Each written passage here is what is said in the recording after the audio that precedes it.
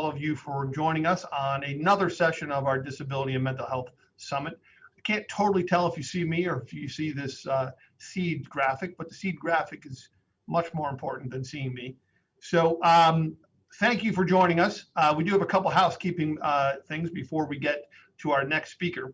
So obviously we have a couple more sessions still to do. Please be sure to check out our Disability Summit or repdanmiller.com website for all the information of what's to come. We do have questions and answering for this session, so please feel free to send your questions to us, and we'll look forward to handling some of those at the end here with our great presenter. We'll try to answer some questions about anything that you bring up to us. I would also note that unfortunately, these sessions do not count for continuing education. As you may know, we generally always have that for our summits. This year with the technology aspect to it, it just couldn't work. So that is not a reality for us, but it doesn't mean that the program itself won't rock. It's just, we have we just can't give you Con Ed for it. So that is something as well. So going into our program here, look, I will tell you that I'm very excited and very glad to have our friend here. You may recognize Bobby. He was with us last session. He was with us right before COVID shut us down last year when we were at our 30th anniversary of the ADA Summit last March. So he's been fantastic, and he and his team at SEED have been very helpful with writing legislation that I think is a great framework for us here in Pennsylvania to move forward as far as improving employment for people with disabilities, which is a goal for every state, but one to which obviously here in Pennsylvania we must improve, and I take responsibility to help push in that effort. So Bobby's here with us. Bobby Silverstein, here is his brief bio, which is obviously doesn't do him justice. But the title of this is, of course, to return to the workforce, developing disability inclusive telework and COVID-19 health and safety policies. Bobby Silverstein is a principal in the law firm of Powers, Pyle, Sutter, and Verville, who has more than 45 years of experience working in the areas of disability policy. He also serves as the legislative counsel for the State Exchange on Employment and Disability, which is SEED that I had mentioned earlier. Bobby has served in various capacities in the U.S. House of Representatives and the U.S. Senate, including staff director and chief counsel for the Subcommittee on Disability Policy of the Senate Committee on Labor and Human Resources. There he negotiated and drafted bipartisan consensus legislation and was known as the behind-the-scenes architect of more than 20 bills enacted into law, including the landmark Americans with Disabilities Act. I'm very honored to call him a friend, very proud to be a friend and to have met and learned from him. So I'm always excited to hear what he has to say. And this topic here, given the challenges of COVID, is more important than ever. And keep in mind, what I often say is whatever your problems were before COVID, they're most likely exasperated after COVID. And that's the issue for us when it comes to disability employment. But Bobby is going to take it away. Thank you for joining us again, Bobby, and I'll look forward to your presentation. Great. Thanks so much, Representative Miller. And just a question, are you going to introduce Elise later? Yeah. You know what, my friend, I will tell you, hold on a second, that no, I will not. But I say that only because my staff gave me nothing to do so.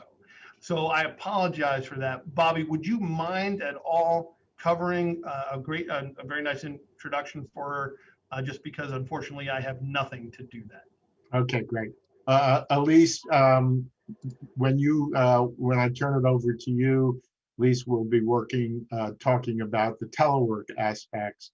You'll do a self-introduction to introduce folks to the good people of the Commonwealth of Pennsylvania. Thanks. Yeah, and thanks, Bobby, and sorry, Elise, for that. That must have been our mistake. Okay.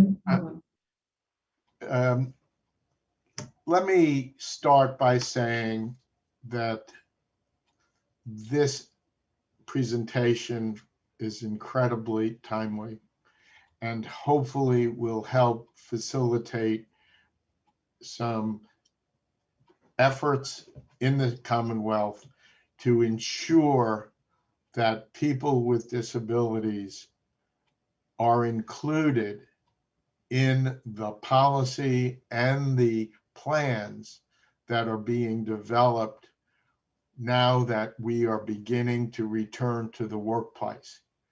To make sure that these plans are disability inclusive is critical. And this is the time for state policymakers to make sure that that is the case, and for employers to do the same. Next slide. My name is Bobby Silverstein. Again, I am the Legislative and Policy Counsel for the State Exchange on Employment and Disability. Next slide, please. Elise will introduce herself before we start the telework. Next slide, please. The State Exchange on Employment and Disability, the SEED project, has been around now for a number of years. It's a very unique project. Oftentimes, the feds think they know all the answers and they impose them from top down. This is a totally different approach. This is the Department of Education Office of Disability Employment Policy saying, states and locals, you know what your issues are, but you may need some technical assistance, policy assistance, resources to help you figure out how to foster a more disability inclusive policies regarding the employment of people with disabilities. So what this initiative does is work with state intermediary organizations who are directly involved in helping their membership develop public policy, ranging from the Board of Hispanic Caucus Chairs, Council of State Governments, National Conference of State Legislatures, the Council of the State Government West, National Governors Association, Western Governors Association, Conference of Mayors, and Women in Government. So we're working with a lot of state and local intermediary groups to help them and provide policy assistance. We don't have an agenda other than to be a resource. Next slide. And the resource basically takes different forms. We do gap analysis. We will check what states' policies currently are, where there are gaps in employment or employment-related policy. We have done studies, we have done webinars, we have actually drafted legislation for state policymakers as well. Next slide. And we have developed a number of reports, the most important of which is the Work Matters report. This was done several years ago to basically look at what states are doing in the employment areas. So we looked at state as a model employer, how to engage the private sector, preparing for work, for youth transition, employment first issues, and other areas dealing with collaboration, coordination among state agencies in the delivery of services and supports. We did disability-owned businesses, transportation, telecommunications, and it basically shows hundreds and hundreds of examples of what states around the country are doing in those areas. And that report is basically updated every month. So we can tell you as of March 31st what your colleagues around the country are doing on all of those topic areas. And there are additional reports that have also been developed by the SEED project and its partners. Next slide, please. Today, we are going to limit our presentation to two topic areas. The first is what we can learn from your colleagues around the country and from the federal government and how to develop disability inclusive COVID-19 safety and health policies and plans. And I'll explain the difference shortly. And then Elise will share an incredible resource that the Council of State Governments has developed about telework policies around the country and how to make them disability inclusive. This is a new tool that has just gone online in the last about 2 or 3 weeks or maybe month, and Elise will share that with you. Next slide, please. We're going to talk again. I'm going to take next 15 minutes or so talking about disability inclusive COVID-19 policies and plans. First, policies. A lot of around the country, a lot of governors have issued executive orders, and in some cases, state legislators have developed policies on return to the workplace and how to make sure that a full range of policies are developed dealing with health and safety. And in some cases, state policymakers have developed templates for their state agencies and for private sector employers on how to develop return to the work COVID health and safety plans. What we're going to be focusing on is how to make these policies and plans disability inclusive. And what we mean by that is aligned with our nation's civil rights statutes, both at the federal level, the Americans with Disabilities Act, and at the state level in terms of your equivalent civil rights legislation for people with disabilities. And right up front, I want to make it clear that when you develop disability inclusive policies, you are not in any way compromising health and safety of oneself and others.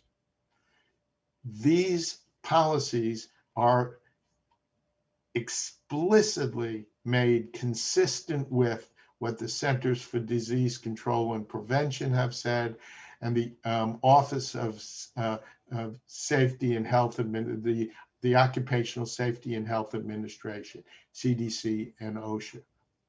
So in all cases, the policies are complementary. They are never inconsistent. Next slide, please. So in terms of disability inclusive policies, there is basically two approaches that folks have taken. One approach is taken by CDC and OSHA, and another is taken by the EEOC, the Equal Employment Opportunity Commission. OSHA and CDC basically have said, what are the key policies on health and safety, ranging from mask wearing to social distancing, to making sure we have plans developed and coordinators, testing, etc. And what CDC and OSHA have done is they have come up with and included in this, we'll call it generic guidance, disability specific examples.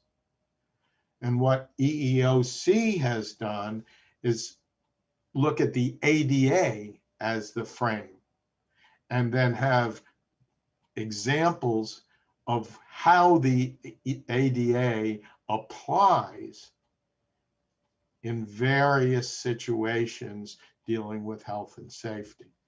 So, what we're talking about is primarily making sure that there is reference to the obligation to provide reasonable accommodations. And if you're doing testing, how to do it in a way that is ADA compliant, to respect the confidentiality of folks when there's been a diagnosis, and recognizing what kind of questions you can and cannot ask and how to frame them. Next slide, please. And so we have here the reference to EEOC guidance. Now, how do you make your policies disability inclusive? Well, you certainly need to make reference to the EEOC guidance. And you've got references here to them and links on how to get it. And then OSHA, again, has taken a different approach. On January 29th, they issued policy respecting health and safety in response to an executive order issued by President Biden. And in this guidance, they specifically make reference to disability policy in 7 different places in the guidance.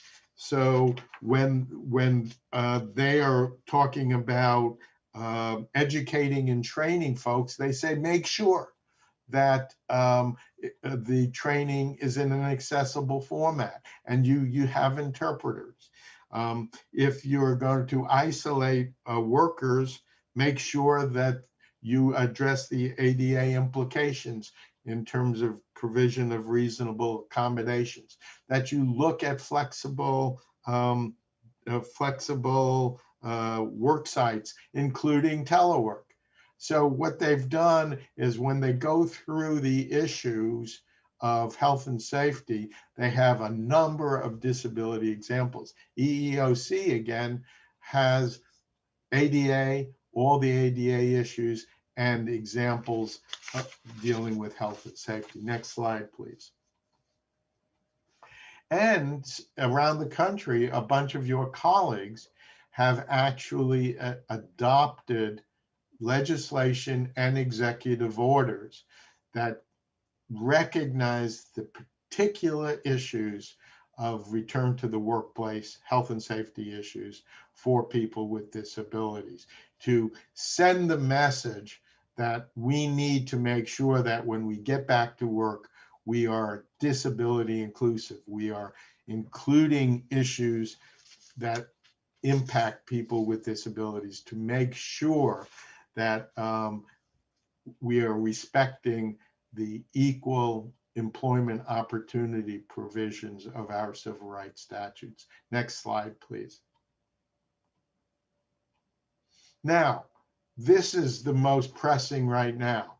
State agencies around the country, private sector employers are developing return to the workplace COVID-19 safety and health plans. And these plans include assigning coordinators, making sure there's training of supervisors, managers, as well as employees. And there is a communication system for if there are issues or concerns to be able to have that feedback loop. These plans are also dealing with screening and testing and contact tracing and quarantining and distancing and face coverings, personal protective equipment, etc., and vaccinations. The question is, do these plans take into consideration the issues particularly impacting people with disabilities? Are they disability inclusive? Are they aligned with our nation's civil rights statutes? The next slide. A disability inclusive plan will include protections against discrimination on the basis of disability and the failure to provide accommodation, breaching confidentiality, and retaliation. So let me explain each of these a little bit more. Next slide. When we say disability inclusive in the sense of making sure that the plans recognize that we cannot discriminate on the basis of disability. and say this positively, the plans must ensure equal employment opportunity for all, including people with disabilities, and must provide for reasonable accommodations. These plans should reference the ADA and EEOC guidance. They should reference the telework obligations, rights under the ADA. Some folks have recognized that personal protective equipment, there may be additional equipment that is necessary to keep the workplace safe for people with disabilities. How the interactive process, you know, in general, when we talk about reasonable accommodation, the first thing you have to do is have the employer and the person with the disabilities interact to figure out what makes the most sense, what's most meaningful for them, how to reduce the direct threat, and face coverings. Sometimes there may need to be an alternative. Sometimes for deaf folks, we may need to have clear covering masks. Next slide, please. We need to maintain confidentiality, but by doing that doesn't mean that employer does not and cannot and must share with public health officials. The next slide. And there should not be any retaliation for folks who exercise their rights to accommodations, for example. Next slide. So instead of starting from scratch, if you're a state agency, or if you're going to provide a template for private sector, or if you're a private sector employer, you don't have to start from scratch. These federal agencies have developed disability inclusive policies that deal with all those management issues, deal with all those issues of transmission, and also deal with the equal employment opportunity issues. So you can borrow from these federal agencies. The next slide. Or you can borrow from your colleagues around the country. Iowa has included in its policy guidance, disability inclusive, and Minnesota, if you look at these 4 documents together, they are also disability inclusive. I'm now going to turn over to Elise, who's going to introduce herself and walk you through some of the specific policy options that states may want to adopt with respect to telework. Thank you. Thank you so much, Bobby. Good afternoon, everyone. You all will have an opportunity to ask Bobby questions after I finish presenting around inclusive telework. But thank you so much for that presentation. My name is Elise Gurney, and I'm a research associate with the Council of State Governments, or CSG. CSG is the nation's only nonpartisan, nonprofit organization serving all 3 branches of state government.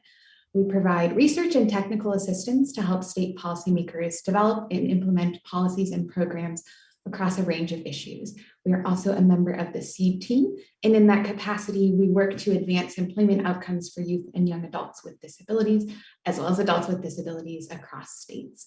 Also in that capacity, we have researched and developed insights around inclusive telework, and I'm excited to share some of those insights with you all today. So as Bobby has mentioned, there have been a number of approaches that have helped to keep workers safe and will continue to keep workers safe throughout the pandemic. Telework, of course, has been one of those key strategies. We found that 28 states plus Washington, D.C. have issued emergency policies, mainly in the form of executive orders, encouraging employees to work from home during emergencies.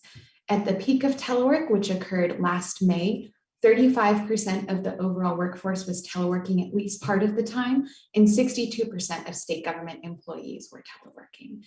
And even though, as Bobby had mentioned, states and organizations are in the process of thinking about a return to work plan, inclusive telework is still very important to consider because 1, many organizations are still many months out from returning to the workplace. 2, it positions us well for the next emergency situation that requires telework. And 3, there are just good infrastructures to create for telework for people with disabilities, even beyond emergency situations. Telework has posed some challenges for many people, and particularly for some people with disabilities. One of these challenges is bridging the digital divide. People with disabilities are between 15 and 20% less likely than non-disabled people to subscribe to home broadband and to own a device for accessing the internet. Second is a challenge around accessing reasonable accommodations. Some of the accommodations that people may have received at a work site are not readily available in a home setting. So for example, adaptive keyboards or special monitors. There can also be a challenge accessing IT platforms. Not all of the technology platforms that are employed for remote work, including virtual meeting platforms like this one, project management tools, are fully accessible for people who, for example, use screen readers or who are deaf or hard of hearing. And then the final challenge, which is of course very pertinent to this audience in particular, but managing mental health needs. 53% of adults have said that COVID-19 has negatively impacted their mental health. And according to the CDC, people with disabilities may respond even more strongly to crises like COVID. Bobby has already addressed some of this, but a very important first question to ask is what legal protections exist around telework for people with disabilities. Title I of the Americans with Disabilities Act pertains to telework in two distinct ways. The first is that if employers offer telework as a management option to all employees, they must give employees with disabilities equal access to the benefit. And this is what Bobby had addressed. And providing that equal access may require modifying telework policies.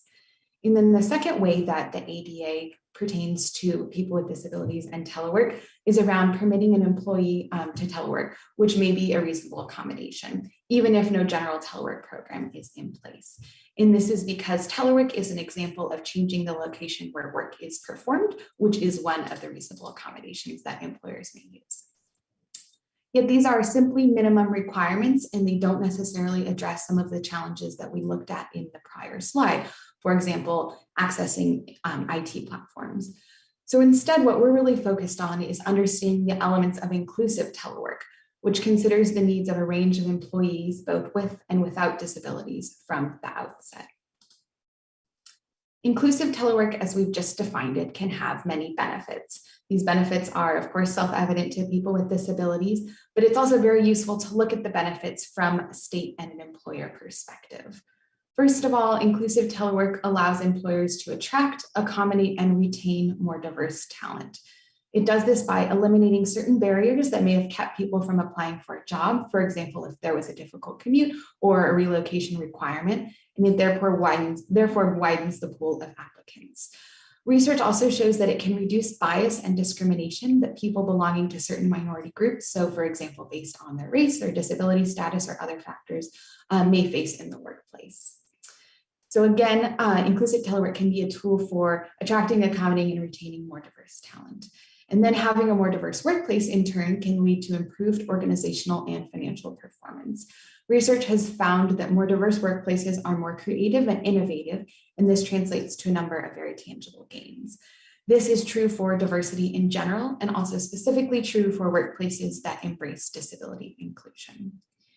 And then finally, inclusive telework can lead to greater telework participation, again, by eliminating those barriers that we just talked about, and this can produce greater cost savings.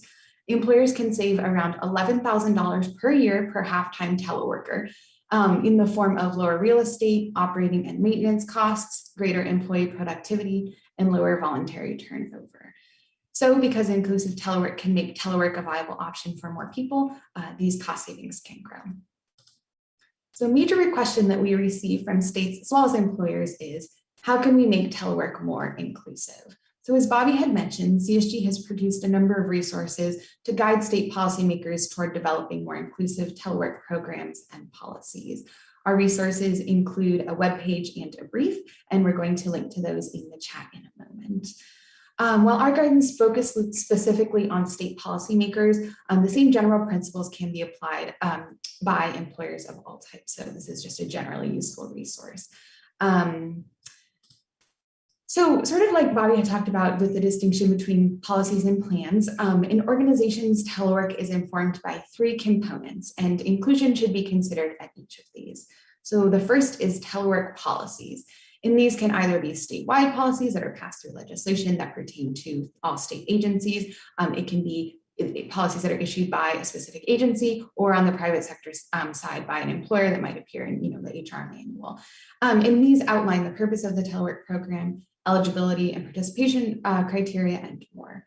The second component are telework agreements. And these are agreements that are entered into between managers and individual employees that establish the specific terms of telework, such as where and when it will be performed. So if you're teleworking, you may or may not have signed one of these agreements with your manager.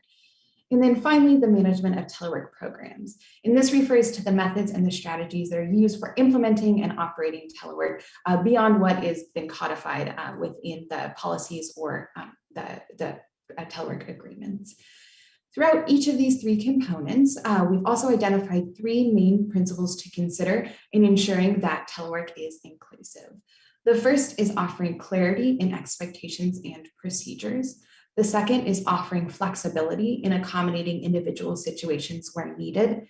And the third is employing universal design in the creation of policies and the selection of telework tools. I'll be running through a few key tactics and state examples in a moment, and you'll see how we're applying each of these three principles in practice. And again, I also want to note these are some of the high-level examples from the brief and the webpage that we've created, but I encourage you all to explore those on your own.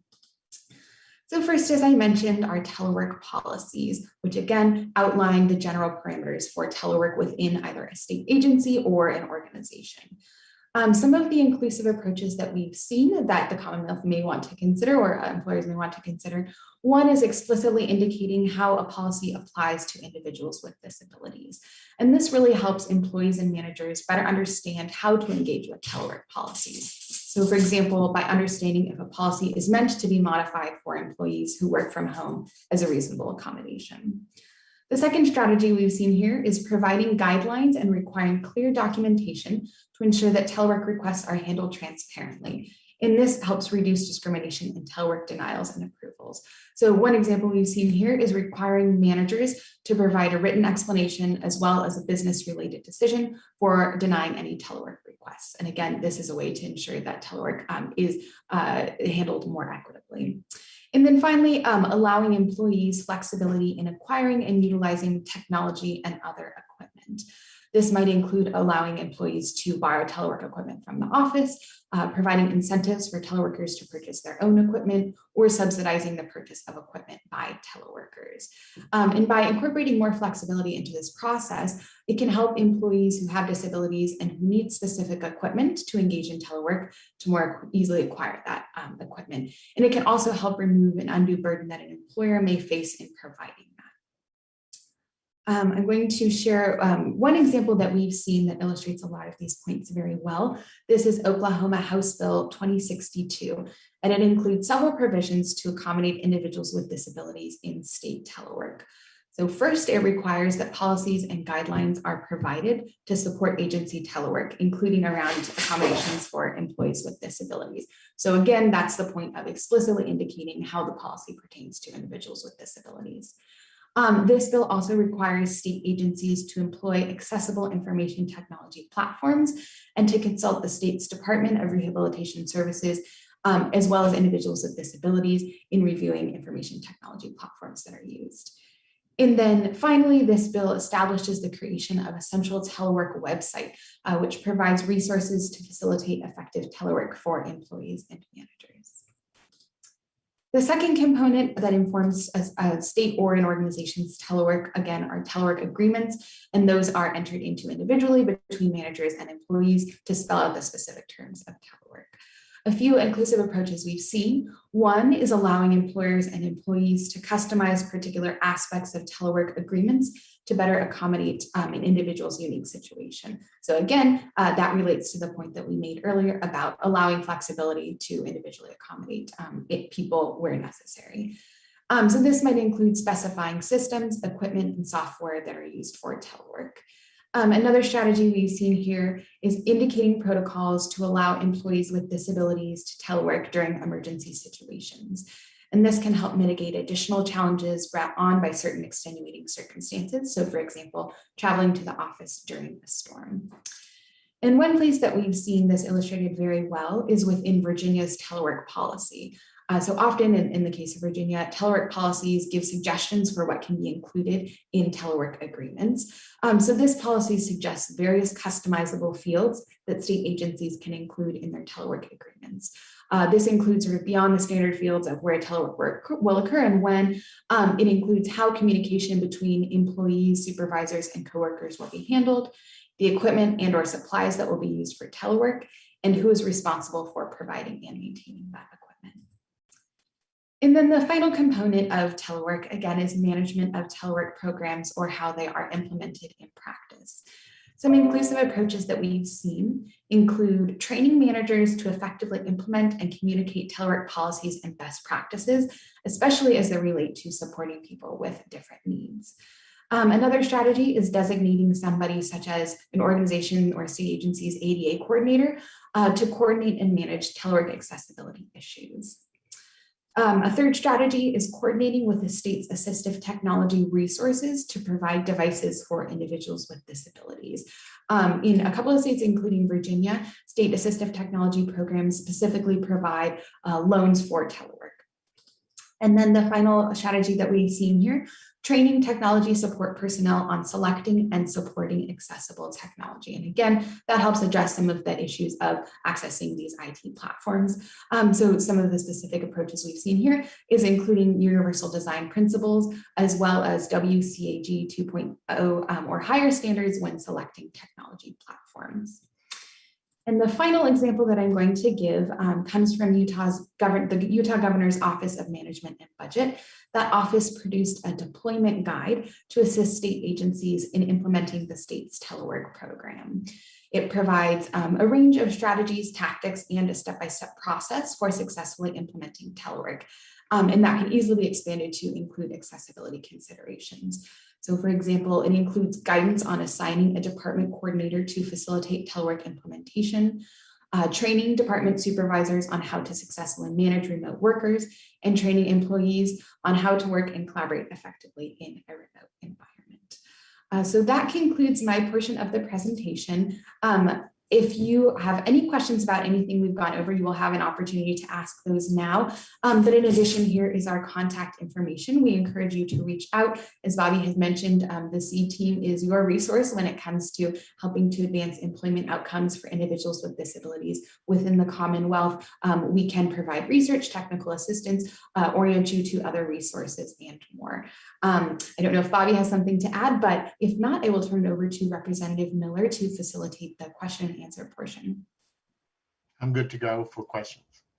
Great. Yeah, thank you both. You know, I always appreciate too, Bobby. You always make sure to include some good resources for it. And Elise, you did a great job. Sorry, we seemingly skipped your bio entirely. So, but you delivered strong. So we appreciate it. You know, Bobby, I was thinking too about the definite advantages that come with teleworking. One of the challenges that I do get some pushback on from people, though, is they talk about measuring sort of productivity and effectiveness in that environment. Mm-hmm. So I'm wondering as well as when you talk about how to develop policies that accommodate that type of work, that's also got to include that the type of policies that allow for management and productivity monitoring. So I'm wondering if you could have any thoughts regarding that. Sure. I'm going to just give a quick intro, and then I'm going to turn it over to Elise, because again, one of the issues is oftentimes the policy on telework for people with disabilities is in the reasonable accommodation civil rights section. And there's no reference whatsoever in the general telework about people with disabilities. So the policy, general policy, may start with telework is at the total discretion of the supervisor. Well, that's not really an accurate statement. It's telework is at the discretion of the supervisor, except when it is required as a reasonable accommodation under the ADA. Now, the flip side is a lot of state policies have very, very specific provisions on productivity. They actually build them into their policies. And those could also be used for people with disabilities when you make an accommodation under the ADA. Elise?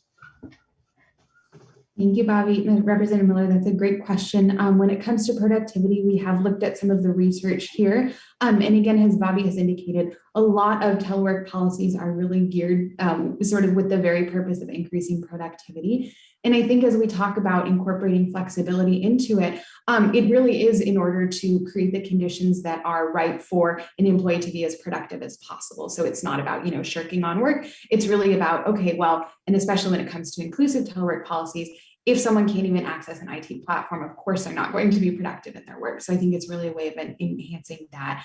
But I will say that there's some research from Stanford University that showed that employee productivity can increase between 13 and 22% through telework.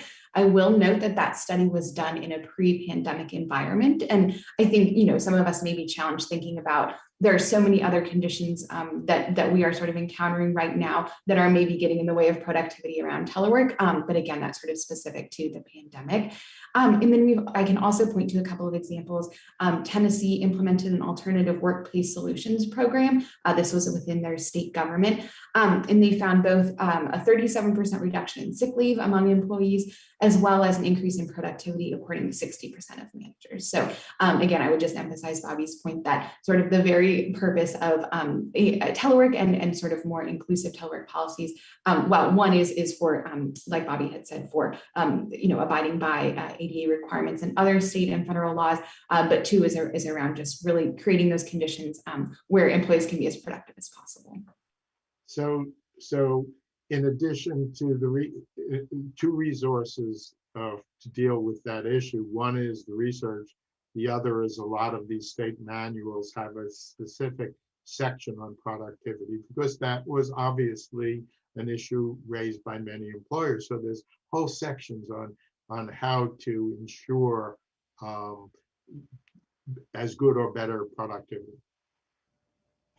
And you guys provided, CSG did a very nice, document here. And of course, I'm perusing it, and I see that all the examples that are out there, there's no example of something from Pennsylvania. So I guess that's pretty much the main point here too, is unless I'm missing it. I mean, is anybody aware of Pennsylvania being anywhere in line with any of these principles that you guys are talking about? No. Yeah. Okay. Yeah. Okay. I guess I'm not surprised, I suppose. So I appreciate, but again, great materials here to put out. What about as far as, are you guys aware of sort of, we had a previous a speaker who talked about how some of people with disabilities were disproportionately part of the initial layoffs that occurred after the shutdown with COVID. And I'm wondering, either one, have you guys come across any supporting documentation or data that would buttress or not that point? And I also wonder too, is as far as teleworking, is there anything that is showing how the data is showing how successful it has been for people with disabilities in particular? Elise, you want to take that? Sure, those are good questions. I think when it comes to the productivity of people with disabilities in particular, there's definitely a study that I've come across. It was a meta research study, so looking at a number of different studies that does seem to indicate it can certainly increase productivity. And then I'm sorry, can you remind me of the first part of your question? More people being unemployed. Oh, yes. So I've definitely seen statistics about that. I can also, and I can link to this in the chat, but through our Center for Advancing Policy on Employment for Youth, which is the part of our work that specifically focuses on helping states to increase their capacities to help youth with disabilities transition into the workplace. We're working with Cornell on that, and they have recently published a brief around how to ensure that specifically youth, but are basically sort of the challenges that they face in returning to the workplace are being mitigated and addressed because, like you had said, Representative Miller, there is evidence indicating that people with disabilities are laid off at higher rates sort of at the beginning of these recessions and sort of economic downturns, and that sort of the recovery period is a lot longer on that. So I'll look for some specific statistics right now that I can share. But yes, definitely there is a lot of research on that. Well, I appreciate it. I mean, and that's part of the thing too is, look, we're all trying to, Bobby has been a great advocate for a long time, but obviously spoke to us before about the problems we have in sort of the reaching the, fullness of the ADA by seeing that sort of show the improvements in employment numbers in particular. And of course, again, whatever the problem was before COVID, it generally is worse afterwards. So that's it. That's it too. Now, clearly you guys have brought us information on a number of states, and again, very fantastic information for us to follow up on as well. Is it safe to say that we may need some more time to be able to fully see the value, the data that shows how these programs have proven to be successful in the goal, or do we have that data now? Elisa? I can take this one as it pertains to telework. I think when it comes to just telework in general for states specifically, again, I had mentioned the Tennessee example. There is also really good some data that's been collected from Utah. And so this is just telework in general, but it showed sort of all of these gains, both in terms of cost savings. So, entire office buildings that no longer need to be rented for state government employees, reduction in sort of everything from printing costs, things associated with that. So, millions of dollars in cost savings for these states. So there is certainly, and again, that increase in productivity that I had cited. So I think when it comes to state agencies, again, thinking about sort of quote unquote normal time telework, there are definitely, so I think the proof is in the pudding there.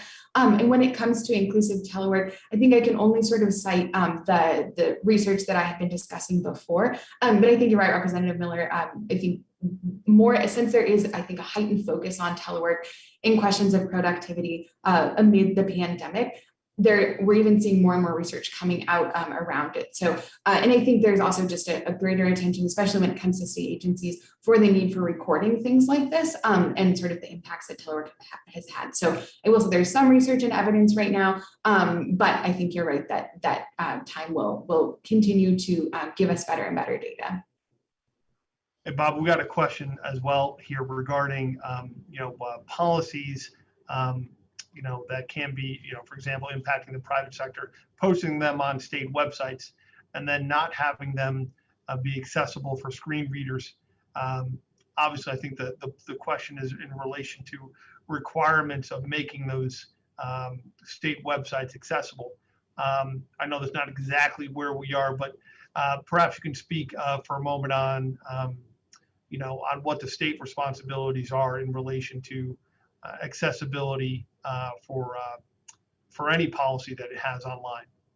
Yeah, again, Pennsylvania has a general policy on governing state agency websites that they must be accessible to and usable by people with disabilities. And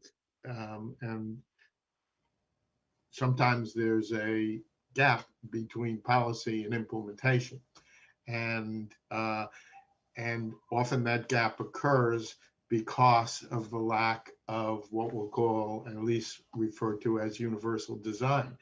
And universal design is a very simple concept which says that when you design anything, in this case, a pandemic policy, a vaccination policy, it you have to take into consideration the needs of the greatest number of folks with different functional needs at the initial stages. And sometimes that doesn't happen because people with disabilities or their advocates are not at the table when these decisions are being made. So somebody, for example, might introduce a bill in a certain state or a commonwealth to try to get a cabinet level position, for example, on disability, so that when the governor is addressing something, there are people with disabilities saying, universal design, how does this impact us? There was a study done on vaccinations and COVID, and found that most, if not all, of the websites announcing things were inaccessible. It's just, it happens because disability is not taken into consideration in the initial design stages. And maybe somebody, a Commonwealth, might think about adopting different policies to create infrastructures to make sure that doesn't happen. Do you have any thoughts about that, Representative Miller?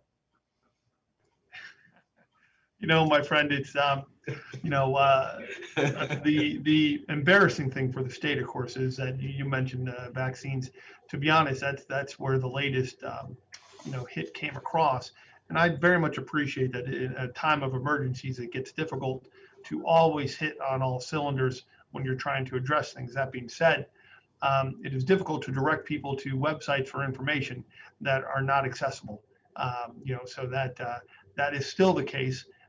There has, I feel like I've lost my voice a little bit in bringing it up, but that is still something that's been a problem here in Pennsylvania. And as you mentioned, with you know, sort of the Secretary of Disabilities, you know, type of direction, you know, we are glad to have offered that bill, and it really came because of conversations with SEED and CSG, and the opportunity to talk with the Maryland Secretary of Disabilities, and you guys sort of raising that value. So I do hope that we see Pennsylvania, you know, moving forward. I do believe there's a lot of good intent there, but it is difficult when we don't see that sort of expediency of certain things, and especially when it continues to happen over and over again. It does get frustrating. Yeah. Just, if I, again, another pitch, this is such a timely issue that states are developing templates for private sector employers on return to the workplace health and safety plans. They're developing policies or practices for their own state agencies. It is not a big deal to make sure that they're disability inclusive, but somebody's got to say, are we making reference to the ADA, to reasonable accommodations, to confidentiality when we are developing these plans? All we have to do is steal paragraphs from the Department of Labor, the Department of Justice, of federal agencies, IOS. Just don't even be creative, just steal policies that exist. So you're sending the message. There are states that have developed great policies. Joe in the governor's office helped draft it, okay? But he didn't speak to Mary, who is developing the templates for private sectors in the same state, which are totally not disability inclusive. How does that happen? It happens if there isn't the infrastructure, that you're not thinking universal design at the initial stage. Yeah, my friend, it's you know, your point is well taken as always with it, and yeah, it continues to be that issue. I do admit to you that after being in this for 8 years, I do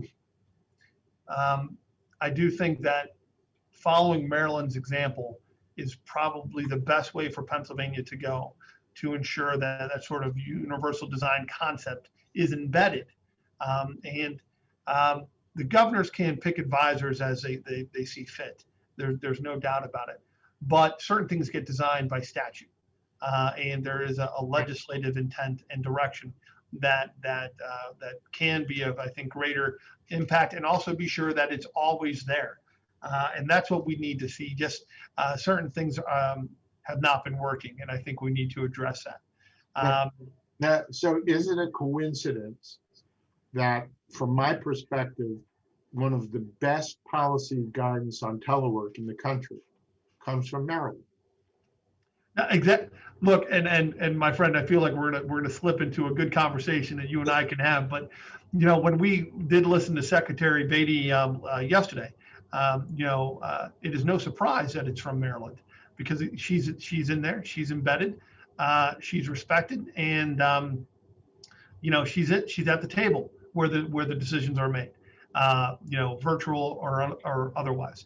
So no, your point extremely well taken. And again, if it wasn't for SEED and CSG providing some greater insight, even someone like myself, who generally I think has an ear towards such issues, would perhaps have been later in sort of recognizing the value.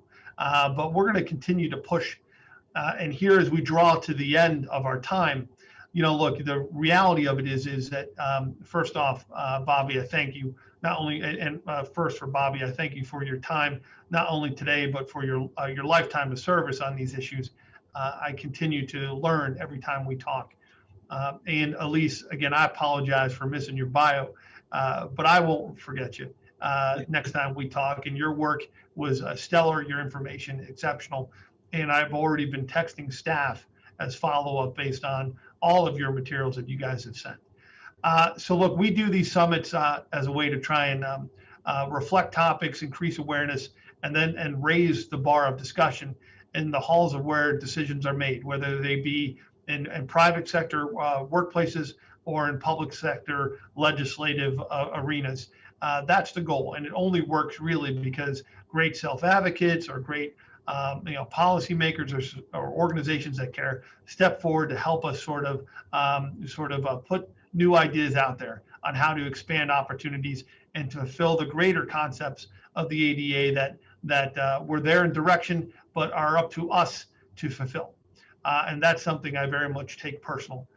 So Bobby and Elise, thank you both for your times today. We look forward to furthering the discussion, and we very much appreciate you both.